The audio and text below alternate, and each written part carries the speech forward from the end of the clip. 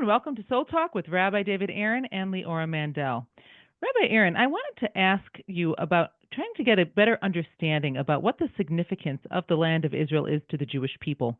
I definitely know that we go back in biblical times, and there's this land that God promised the Jewish people. But in particular, so many years, we, as a nation, we lived outside of the land of Israel. We were, at the time, it was considered exile, and we still maintained ourselves as a nation. Now we are here with the opportunity to once again be in our land.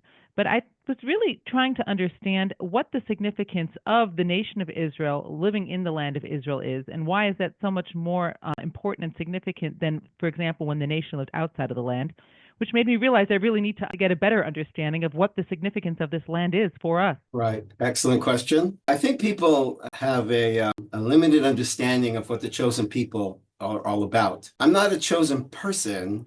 I'm a member of a chosen people. And we are meant to be Or L'Goyim. We're meant to be a light into the nations, being a role model nation. Not just role model individuals, but a role model nation. You mentioned that we were in exile. We were a nation in exile. We're not a nation in exile. We're a religion in exile. We're a community in exile. But we're not a nation. A nation has a government. A nation has an entire economic system, has agriculture, and sadly also we need to have an army. And the goal of Judaism is not only to show that you can bring God into your personal life, but that God belongs also in national life. There's a saying, let that which is Caesar's be Caesar's, and let that which is God be God's.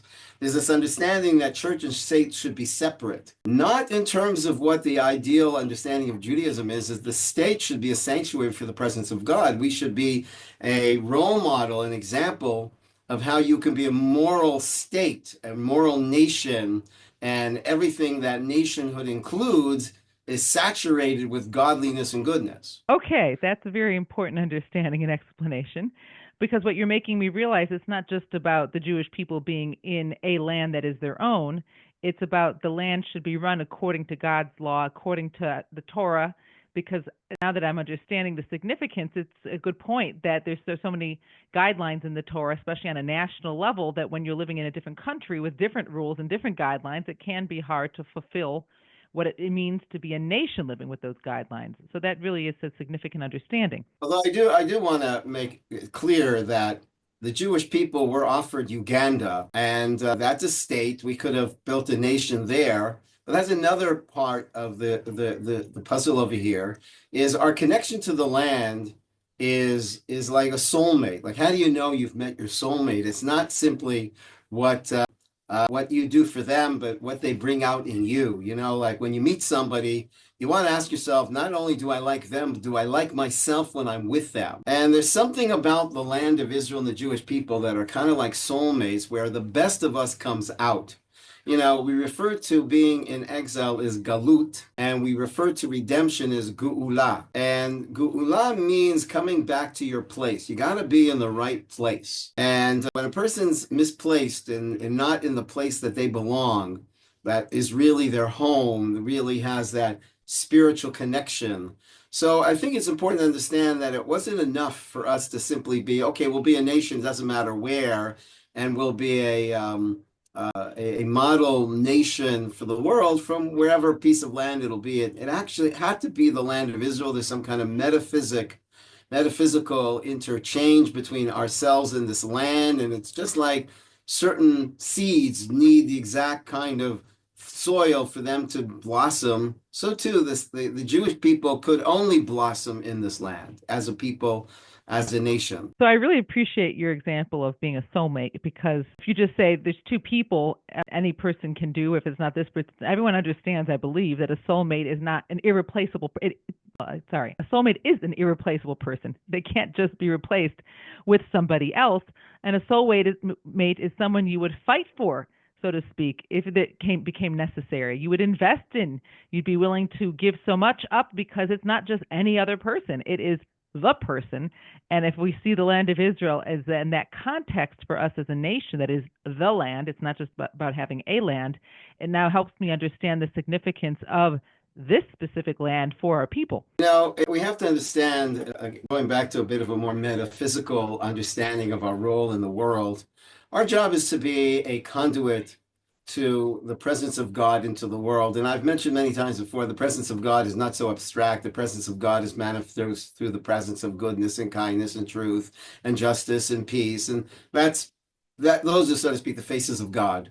And there's certain places that you get reception, like you've got your phone, and there's certain places that you can see the bars and you get reception. Well, for the Jewish people, we get the best reception in order to be receivers and transmitters of the presence of God into the world through us. There's a saying that we pray, Ki mitzion tetzei Torah dvar Hashem Yushalayim. From Zion will go out Torah, and the word of God will come from Jerusalem. Well, where's it going? Well, it's going to the world. We are not here to simply be, elope with God and have our own private connection to God, but our connection to God is a responsibility to the world. The chosenness of the Jewish people is not simply a privilege, but a responsibility and obligation, not only to God, but to the world, because we are meant to be a channel of God's presence, inspiration to all of mankind. And there's something about this land in some spiritual way that gives us that accessibility and that higher reception and capacity for transmission. To a great extent, I definitely recognize as a chosen people where we have a tremendous amount of responsibility of what we're supposed to be bringing to the world, but especially with the opportunity of being the chosen people in the chosen land, or the land that is meant the most conducive for us to bring about the presence of God in the world. That really is a high and holy order for us to be living up to. How do we make sure that we are living up to that expectation, especially now that we have the opportunity to be back here? It's not a short answer. I mean, it's a short answer, but it's not a short process. It's called education. And we have to know who we are. There was one thinker, a Jewish thinker, who said the Jewish people are the chosen people, but forgot what they're chosen for. And that's a sad situation. A lot of people don't understand what we're chosen for. Not a lot of Jews don't even understand that we're chosen. A lot of Jews find that idea of chosenness as something racial, but it's not meant to be that. For instance, if I were a rabbi of a congregation, then my chosenness is to be the one who should be teaching people about God and hopefully inspire people to come closer to God and feel God close to them. But there's other people in the congregation that have been chosen in other ways. One's been chosen for art, and one's been chosen for medicine, one's been chosen for law, But my job is to inspire everybody, whatever they're doing, to bring more godliness into whatever they're doing. And that's the job of the Jewish people. We aren't here for ourselves. We're here for the world. We're meant to be a light into the nations. And it's precisely from the land of Israel and Jerusalem that we have the greatest capacity for this universal broadcast. Or in this case, we're going to call it a Godcast. I'm definitely recognizing this is such an opportunity.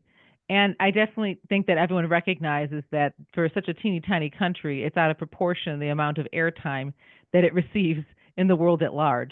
But that brings me to my next, and for me, it's at the moment a troubling question, is that lately with all of the explosion of this battle of what I see as good and evil, and all this exposure to the world of everything happening in the land of Israel with the Jewish people, it seems almost troubling to me that if our goal is to be bringing God's presence into the world and light unto the nations and showing the light that can come forth from higher moral decisions, who's on the side of good, etc., that so much of the world seems to be actually telling us we're doing it all wrong, we're the evil one. So how can we make sure, one, that we're doing it right, and even if we're supposed to be sending a message, that it's actually received? That would be a whole talk about anti-Semitism, but just not to avoid the question. But I think it's important to understand that there's a lot of people in the world that don't want to hear our message. And we came to a world, that were idolaters. And idolaters are people that deify nature. Their idols were very often animals or faces of animals.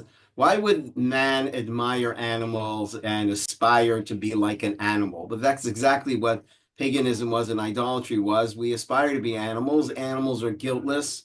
Animals are free to do whatever they feel like doing, wherever they feel like doing it, with whoever they feel like doing.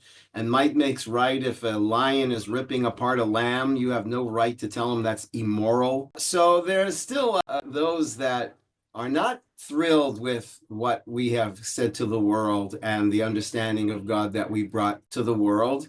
And a lot of people would like to pin on us a genocide, to say, you see, you blamed us for the genocide. Well, you're no better. Look what you're doing. And I think there's also a dynamic there of trying to get rid of the guilt of so much cruelty that is being shown to the Jewish people by having an opportunity to say, "Hey, you're no better than us. You're even worse than us." It's a way of self-defense, and I think there's a lot of complicated psychological stuff going on that a lot of people don't even know what's moving them. But for us to do it right, then it's by becoming a God-centered people and knowing how to be live in service of bringing more of God's presence into the world. I'm thinking about the fact that I'd say we have such an opportunity right now to be able to do everything you're saying. First, we have to understand that's what the mission is all about. But because for so long we were not the nation in the land, we didn't have the opportunities. And I think part of opportunity is also challenges, because when we're faced with new opportunity, that means there's also challenges that then we have to make decisions as a nation to how do we face these situations as a nation? How do we bring God into the situation? What does this situation demand of us? And without being in this land, we didn't have that opportunity. But with that opportunity comes certain challenges. But that's why understanding the purpose that you're explaining of and the soulmate aspect of being in this land is so important, because it reminds us of what it is we're here to be doing. Yeah, as I mentioned, I think it's hard for people to appreciate this. It's a spiritual thing.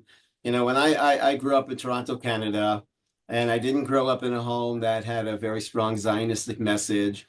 But when I came to Israel, I felt more myself than I ever felt before, and I felt at home. And there's just something about the vibe of this land that is just the right environment for myself as a Jewish person to blossom and be myself and do my job. It's the word you use is the right environment, and I think that's such an important point, because yes, Israel has its beauty, but one could potentially argue, depending on what beauty speaks to you, that there definitely are more fertile, easier lands to live in. It's so important to recognize that God didn't give us this land because it is beautiful, even though it does have tremendous beauty. This is, as you explained, this is the land that's most conducive for our mission. And I think that's such an important point to really recognize, and then for all of us to see that whatever aspects this land has to it, the fact, I think, that to a certain degree you do have to work hard. It's not a land where the Nile overflows and things are always fertile and growing, but you have to put that effort in. But once we know that this land was chosen for us, it really, I think I'm recognizing it changes the whole perspective of anything that is going on in this land. Is really a message to us from God, is this is part of your growth. This is part of what you as a nation are supposed to be bringing out. Well, think about it. I mean, couldn't God have found a different location for us? Why do we have to be in the middle of Arab countries all around us? I mean, millions and millions and millions. Yeah, couldn't we find some other block neighborhood that would be safer and more friendly? But it's precisely here where the challenge of how much you believe in God and how much you live in response to wanting to bring the presence of God, it's in a challenging environment that we grow and we are able to show what it means to choose good, what it means to choose love, to choose peace. It's precisely in a place that's challenged with peace, where the choice for peace and true peace is put on the table and needs to be properly addressed and fulfilled. That is such a powerful point, and I think it really gives such a framework for when we go through these challenges. Because I think there might be a part of many of us that can't think, God, can't this be simpler? But you're making a very powerful point. I could think even in our own individual lives, if I say I feel so great, I didn't yell at my kids today, but I never actually spent time with my kids. How significant is that statement? But the greatest growth point is when I was challenged. It was hard for me not to say something that was biting to the person who just had a comment to me. The harder the challenge, the more significant the action that I can take. And in a certain sense, it's a tremendous truth. I guess this would be the land that as a nation for our greatest potential growth. And part of that is because there's certain parts of living here that aren't so simple. That's right. I've shared before. There's a comedian said that he wanted to get in shape, so he joined the gym, but they kept asking him to lift up heavy things, so he stopped. I mean, that's what a gym is by definition. It's a place where they ask you to pick up heavy things. We've come to this land. It's not an amusement park. It's a gym, so to speak. Forgive me for using that metaphor, because this land is so much more sacred than a gym. But we've come here, as the early pioneers said, we've come to this land to build it and to be built by it. And you know what? I think, again, every time we face a challenge, it definitely is a whole new perspective. I like the gym example, actually, because it's sort of like, hey, this is what we're here for. This challenge is the opportunity to bring me to the next level. And if I don't face challenges, then there's no growth. That's right. People don't understand why is the Holy Land not fun land? It's a very good point. And I think then we call it the Holy Land. It's a very powerful point to recognize that how do I become holy? It's choices, it's facing challenge and making the right decisions. That's what brings holiness. It's not necessarily just a default. And so some of the challenges, what seems like challenges, are also opportunities. It's a great way to really reframe it. Yeah, the Department for Aliyah that encourages people to come to Israel years ago had a poster that was thorns and thistles in a desert, and the caption was, "I didn't promise you a rose garden." And this is not a rose garden, and we've come here, and the challenges of this land is precisely the blessing it offers us, because it's here that we grow, and it's here that we become shining models of what it means to grapple with difficult situations and choose good for the sake of good. Wow. This is another perfect example of how important it is to really understand what it is that we're living for and what the significance of, like here, the land of Israel. Why is it so important? Those of us who are blessed to live here, or anyone who's a part of the Jewish nation, to recognize, again, the two aspects of this land, but also the soulmate aspect of it, and recognizing that we now have a tremendous opportunity to live as a nation. And with this opportunity, anytime there's a challenge, the challenge itself is another opportunity to actually manifest the potential greatness and the light unto the nations that we now are given this opportunity to be. Exactly. I want to thank you all for joining us, Soul Talk, Rabbi David Aaron and Leora Mandel.